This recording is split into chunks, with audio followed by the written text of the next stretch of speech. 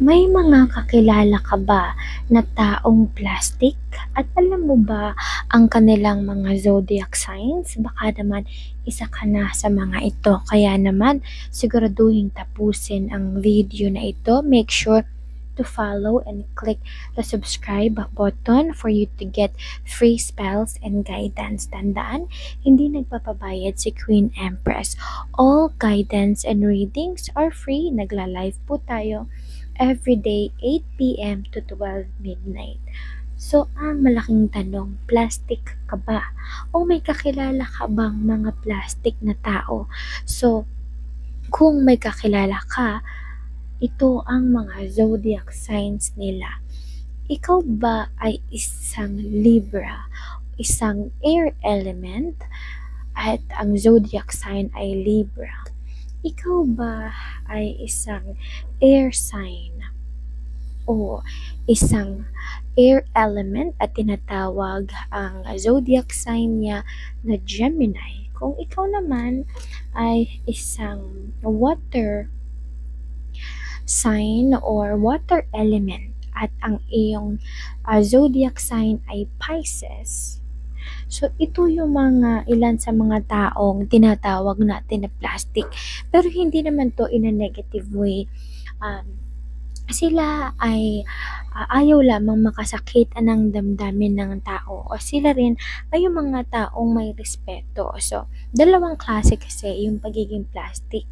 Ang pagiging plastic ay yung number one. Kahit na inis ka na sa kanila, ayaw mong masaktan yung feelings nila. Kaya, nakikisama ka na lang at hinahayaan mo na lang sila. Ang pangit naman na ugali na plastic ay yung nakikisama ka sa kanila tapos ipinagkakalat mo naman yung masamang ugali nila. So, alin ka doon? Ikaw ba yung taong may respeto? O ikaw ba yung plastic na may respeto? O yung plastic na literal na may negatibong enerhiya? So, kung ikaw ay may kakilalang ganito, please comment I resonate or I agree. Kung ikaw naman ay isa sa mga ganito, anong klase kang plastic na tao? Ikaw ba ay plastic in a positive way or plastic in a negative way? So, i-comment mo naman below at gusto naming malaman kung sino ang mga affected at nag-agree sa mga zodiac signs na ito ngayon. Kung mayroon kang kakilala na ganito at nakakasalamuhang ganito, ito ang pangontra sa kanila. Ang tawag dito ay black tourmaline. So, ito ay para sa iyong mood at para ma-cleanse ang mga negative energy, negative vibe sa paligid. Kung ikaw ay may anxiety, depression, may problema sa iyong mood, meron kang mood swings, ito ang solusyon para sa iyo. At syempre, pangtanggal ng negatibong enerhiya, pang-cleanse ng negatibong enerhiya sa paligid.